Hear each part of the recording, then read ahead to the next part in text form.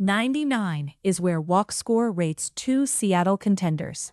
Here are 5 Seattle neighborhoods from about $500,000 where local median incomes keep the price-to-income test under 5 times in 2026. That test is simple. Compare a neighborhood's typical home value with its median household income.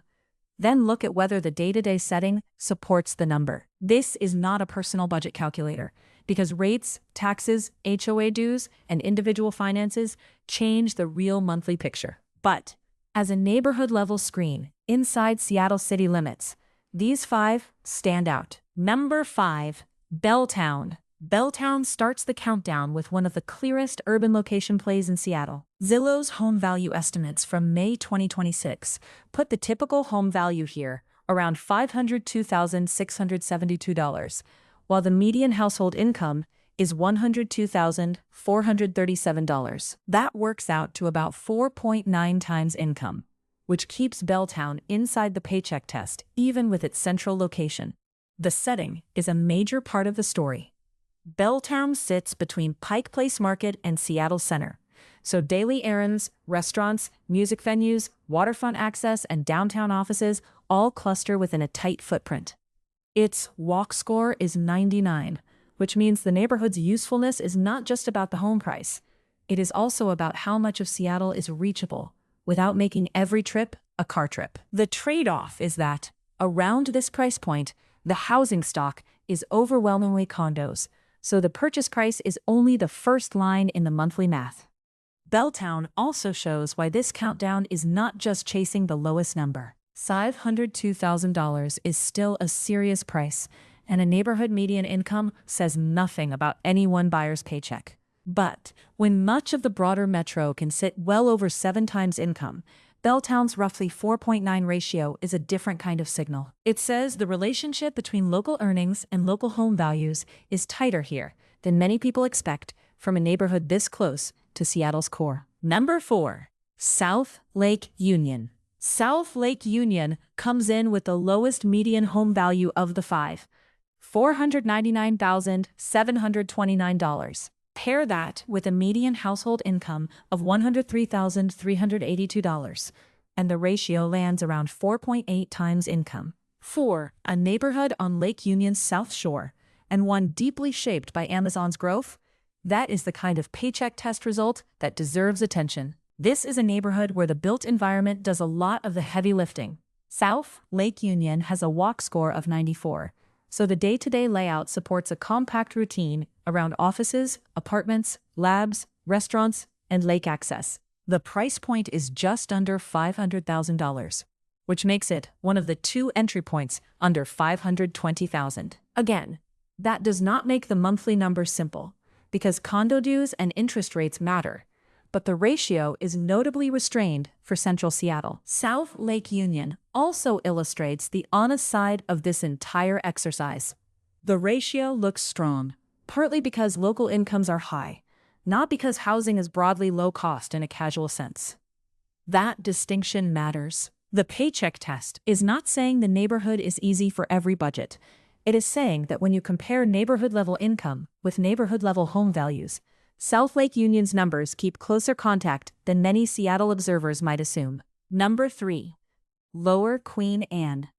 Lower Queen Anne takes the middle spot with a median home value of $518,517 and a median household income of $117,292.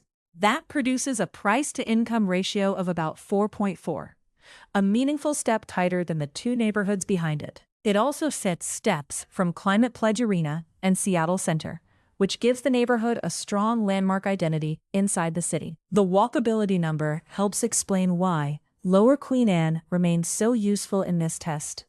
Its Walk Score is 96, and the neighborhood connects quickly into the Seattle Center area, event venues, restaurants, and the lower slope of Queen Anne. That matters because the paycheck test is not only about what a home costs on paper. It is also about whether the location can reduce friction in everyday routines, especially in a dense part of Seattle, where access and convenience are part of the value equation. The neighborhood's ranking also reflects a balance between price and income. At just over $518,000, it is not the lowest priced pick, but the income side is meaningfully higher than Belltown or South Lake Union. That pushes the ratio down to roughly 4.4 times income. In other words, Lower Queen Anne performs well because both sides of the equation cooperate. The median price stays near the lower end of this group, while the local income figure gives the math more room. Number 2. Pioneer Square. Pioneer Square moves the countdown into a different kind of Seattle setting, the historic district. The median home value here is $610,869, while the median household income is $145,642. That puts the ratio at about 4.2 times income, even though the home value is more than $100,000 higher than the lowest price neighborhood in the countdown. That is the key lesson from Pioneer Square. A higher home value does not automatically mean a weaker paycheck test result, because the income side of the equation can change the ranking. With a walk score of 97, Pioneer Square also brings the compact pedestrian-oriented layout that makes central Seattle neighborhoods function differently from lower density areas. The historic street grid, older commercial buildings, and proximity to downtown give it a distinct identity compared with the lakefront tech feel of South Lake Union or the arena-adjacent feel of Lower Queen Anne. Pioneer Square's number 2 placement is also a reminder to look past a single sticker price. $610,000 may sound like it should rank lower, but against a median household income above $145,000, the ratio tightens to roughly 4.2. That is a stronger paycheck test result than several lower-priced neighborhoods, because the comparison is not price alone. It is price relative to the local earning profile. There are still practical details the ratio cannot capture. Older buildings, condo associations, property taxes, insurance, and financing costs can all reshape the monthly obligation. The test is a clean first lens, not the whole purchase decision, but for comparing Seattle neighborhoods on a consistent basis. Pioneer Square earns its near top position because the income-to-price relationship is unusually tight for a central historic district. Number 1. Denny Triangle.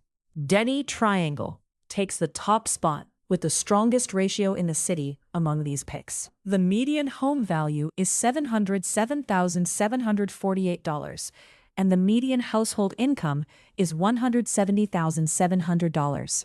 That works out to roughly 4.1 times income, the best paycheck test result, even though it has the highest home value of the 5.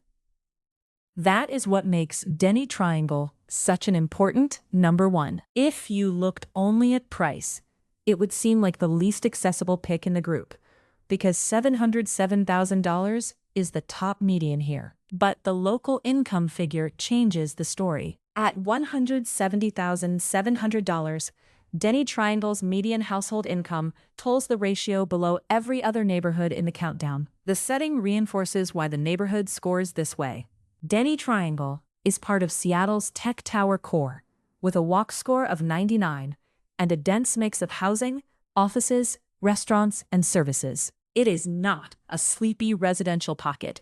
It is a highly vertical, central city environment where condo living is the dominant housing pattern at these price points. That matters for the paycheck test because the median price is not describing a classic detached home neighborhood.